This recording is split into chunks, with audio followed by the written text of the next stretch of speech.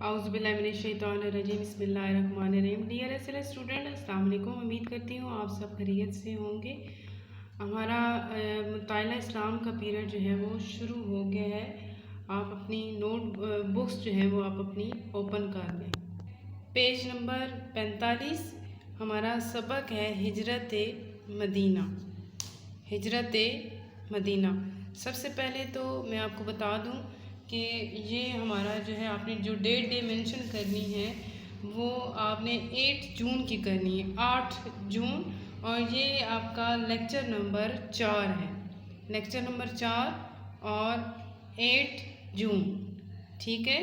تو ہمارا جو سبق ہے وہ ہے ہجرت مدینہ۔ ہجرت مدینہ۔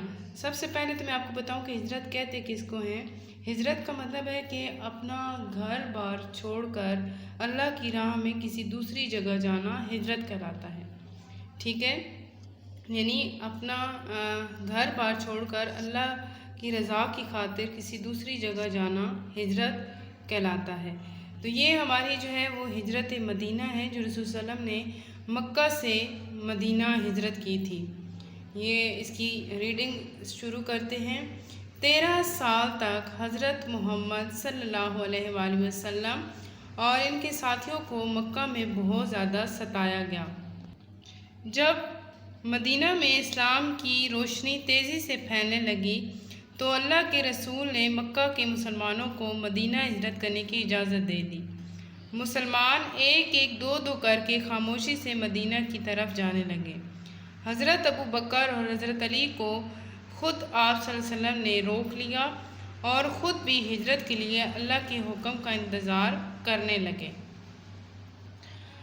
کفار کی سازشیں۔ کفار مکہ کے لیے یہ صورتحال بہت پریشان کن تھی، اس لیے وہ آپ صلی اللہ علیہ وسلم کے خلاف منصوبہ بندی کرنے لگے، اور انہوں نے پہلے تو آپ صلی اللہ علیہ وسلم کو قید کرنے اور جلا وطن کرنے کا سوچا، لیکن آخر سرداران قریش نے فیصلہ کیا کہ آپ صلی اللہ علیہ وسلم کو نعوذ باللہ قتل کر دیا جائے۔ چنانچہ اللہ تعالیٰ نے آپ صلی اللہ علیہ وسلم کو ہجرت کا حکم دے دیا۔ رات کے وقت کافروں نے آپ صلی اللہ علیہ وسلم کے گھر کو چاروں طرف سے گھیر لیا۔ رسول صلی اللہ علیہ وسلم نے حضرت علی کو اپنے بستر پر لٹایا اور ان کو اپنے پاس موجود کافروں کی امانتیں واپس کرنے کا کام سونپا۔ آپ صلی اللہ علیہ وسلم خود ابو بکر صدیق کے گھر کی طرف روانہ ہوئے، مگر اللہ تعالیٰ نے کافروں کی آنکھوں پر پردہ ڈال دی اور آپ صلی اللہ علیہ وسلم بحفاظت حضرت ابو بکر کے گھر پہنچ گئے۔ غار ثور میں نیکسٹ ٹاپک ہے۔ مکہ سے جنوب کی طرف 4 کلومیٹر کے فاصلے پر ایک پہاڑ ہے جس کا نام ثور ہے۔ رسول پاک صلی اللہ علیہ وسلم اور حضرت ابو بکر نے اسی پہاڑ کی ایک غار میں پناہ لی۔ صبح جب کافروں کو معلوم ہوا کہ آپ صلی اللہ علیہ وسلم کے بستر پر حضرت علی ہیں اور آپ صلی اللہ علیہ وسلم مکہ سے باہر جا چکے ہیں، تو انہوں نے آپ صلی اللہ علیہ وسلم کی تلاش میں ہر طرف آدمی دوڑا دیے۔ کافروں نے آپ صلی اللہ علیہ وسلم کو ڈھونڈ کر لانے والے کے لیے 100 اونٹوں کے انعام کا اعلان کیا۔ اسی انعام کی لالچ میں ایک شخص سراقہ بن مالک بن جاشم آپ صلی اللہ علیہ وسلم کو ڈھونڈتے ہوئے آپ صلی اللہ علیہ وسلم کے قریب پہنچ گیا۔ اسی وقت اس کے گھوڑے نے ٹھوکر کھائی اور وہ گر پڑا، لیکن وہ اٹھا اور پھر آپ صلی اللہ علیہ وسلم کا پیچھا کرنے لگا۔ دوسری اور تیسری مرتبہ بھی ایسا ہی ہوا۔ سراقہ سمجھ گیا کہ آپ صلی اللہ علیہ وسلم کوئی عام آدمی نہیں ہے۔ سراقہ نے معافی مانگی اور واپس چلا گیا۔ کچھ عرصے کے بعد وہ مسلمان ہو گیا۔ نیکسٹ پیج پہ دیکھیں۔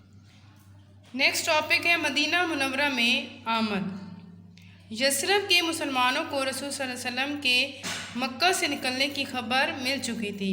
یہ یثرب جو ہے یہ مدینہ منورہ کا پہلا نام ہے، یعنی پرانا نام ہے، اور وہ بے چینی سے آپ کا انتظار کر رہے تھے۔ آپ کچھ دنوں کے سفر کے بعد یثرب پہنچ گئے۔ سب سے پہلے آپ صلی اللہ علیہ وسلم نے یثرب کے قریب قباء نامی بستی میں کچھ دن قیام فرمایا اور وہاں سے پہلی مسجد تعمیر کی جسے مسجد قباء کہا جاتا ہے۔ جی یہ سب سے پہلی مسجد تھی۔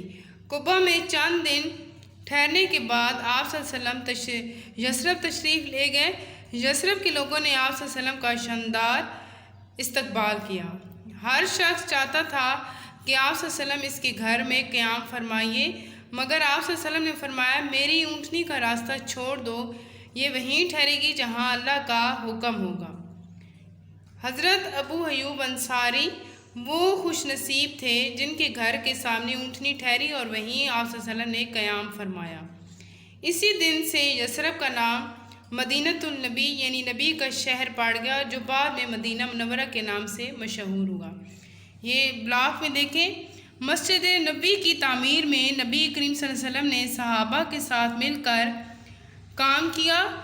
صحابہ کرام یہ شعر پڑھتے تو آپ بھی ان کے ساتھ اپنی آواز ملاتے، اے اللہ کامیابی صرف آخرت کی کامیابی ہے، اے اللہ مہاجرین اور انصار کو بخش دے۔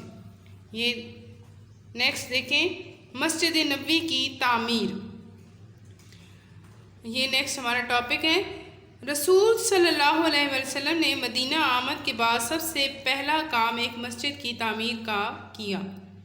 مسجد کے لیے زمین 2 یتیم بچوں سے خریدی گئی۔ اس مسجد کی تعمیر میں سب صحابہ نے حصہ لیا۔ خود رسول صلی اللہ علیہ وسلم بھی تعمیر کے کام میں شامل رہے۔ اس مسجد کی دیواریں کچی اینٹوں سے، ستون کھجور کے تنوں سے اور چھت کھجور کے پتوں سے بنائی گئی تھی۔ یہی سادہ سی مسجد شروع میں مسلمانوں کی تمام اجتماعی معاملات کا مرکز بنی۔ یہ ہمارا جو ہے سبق تھا جو کمپلیٹ ہو گیا، اس کی پڑھائی ہم نے مکمل کر لی ہجرت مدینہ کی۔ اب اس کی ایکسرسائز کی طرف آتے ہیں۔ پیج نمبر 48، سرگرمی نمبر 1 ہے، اوپر ڈے مینشن کیجیے گا 8 جون۔ درست اور غلط کی نشاندہی کریں۔ نمبر 1، مدینۃ النبی کا پرانا نام یثرب تھا، جی ٹک۔ مدینہ کے لوگ آپ صلی اللہ علیہ وسلم کا انتظار نہیں کر رہے تھے، کراس، جی وہ کر رہے تھے۔ 3 ہے، آپ صلی اللہ علیہ وسلم نے ہجرت کا سفر اکیلے طے کیا، کراس۔ نمبر 4، مسجد قباء اسلام کی پہلی مسجد ہے، ٹک۔ مدینہ آ کر حضور صلی اللہ علیہ وسلم نے سب سے پہلے ایک مسجد میں قیام کیا، جی ایک مسجد میں قیام کیا۔ ہجرت کا راستہ دشمنوں کے خوف کے بغیر گزرا، کراس۔ مسجد نبوی کے لیے زمین مفت دی گئی، کراس۔ یہ نیکسٹ ہے، مدینہ آمد کے بعد رسول صلی اللہ علیہ وسلم نے سب سے پہلے مسجد کی تعمیر کا کام شروع کیا۔ آپ کے خیال میں اس کی کیا وجوہات ہیں؟ مثال کے مطابق 2 باتیں اور لکھیں۔ نمبر 1، نماز کے لیے، جی۔ نمبر 2 آپ نے لکھنا ہے اسلام کی تبلیغ کے لیے، اور نمبر 3 سب کو ایک مرکز پر جمع کرنا۔ یہ ان کا یہ تھا، وجہ تھی، اس لیے یہ انہوں نے کام شروع کیا۔ تو یہ ہمارا جو ہے آج کا یہیں تک تھا کام۔ تو امید کرتی ہوں آپ کو سمجھ آ گئی ہوگی۔ اس کے ساتھ ہی اللہ حافظ، اسٹے بلیسڈ۔